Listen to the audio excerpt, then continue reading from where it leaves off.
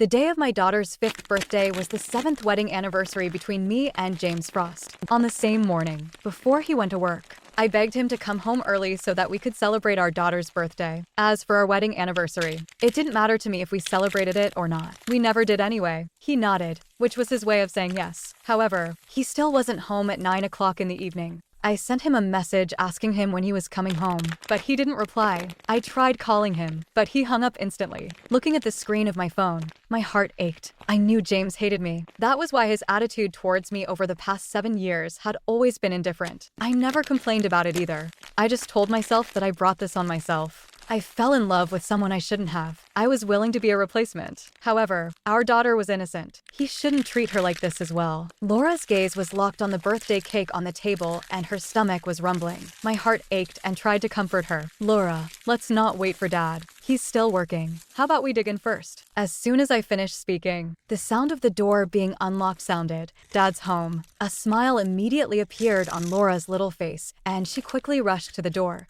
I stood up from the sofa and was about to heat the food. When I raised my head, I saw James walking into the house with a girl that I didn't know in his arms. The little girl was wearing all pink, like a princess. Her little facial features were delicate like a doll. She was very cute and pretty. When I was sizing her up and down, she was also sizing me up and down. After a short pause, she wrapped her arms around James's neck, pointed at me, and asked, "Dad, who is she?" I widened my eyes in disbelief as I looked at James. She's his daughter? Who is the child's mother then? When was the child born? My mind was a mess. Too many questions appeared in my head, and I felt like my head was going to explode. "Baby, she's the nanny that I've hired for you." James's soft voice sounded. I was dumbfounded by his words and stood there as if I were struck by lightning. I had no idea how to react to his words. It was truly ironic. We were married for 7 years. I gave birth to a daughter for him and took care of the elders. But in the end, I became his nanny. My heart immediately sank. "Mom." Laura immediately ran over to me and wrapped her arms around my leg. Her beautiful face was full of grievance. I rubbed her little head and felt sorry for her. When I was pregnant all those years ago, James wanted me to have an abortion at first. However, I was selfish back then and went against his will. I insisted on giving birth to the child. That was why James didn't like her either. It had been 5 years since Laura was born. James had never held her or kissed her. He hadn't even talked to her very much either. For a while, I was really naive to have thought that James didn't like children. Only now did I realize that it wasn't children that he didn't like. It was my child that he didn't like. I chuckled and bowed to him respectfully. "Mr.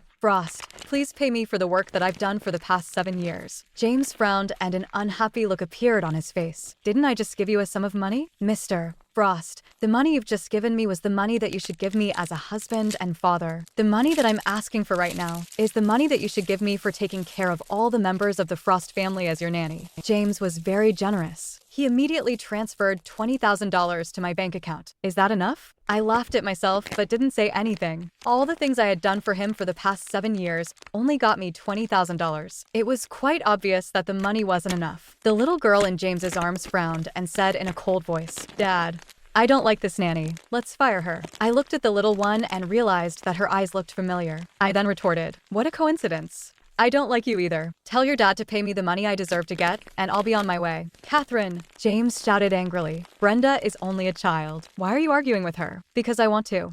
I bit my lip to prevent my tears from trickling down my face. "I love you, James, but that doesn't mean I will love everything related to you. I'm not going to let your illegitimate daughter disrespect me like that." My words seemed to have upset Brenda. She began crying in James's arms. "Dad, I'm not an illegitimate daughter. I don't like her. Tell her to get lost." I ignored James's dark face and continued. "I'm sorry. This is my house. You're the one that needs to get lost."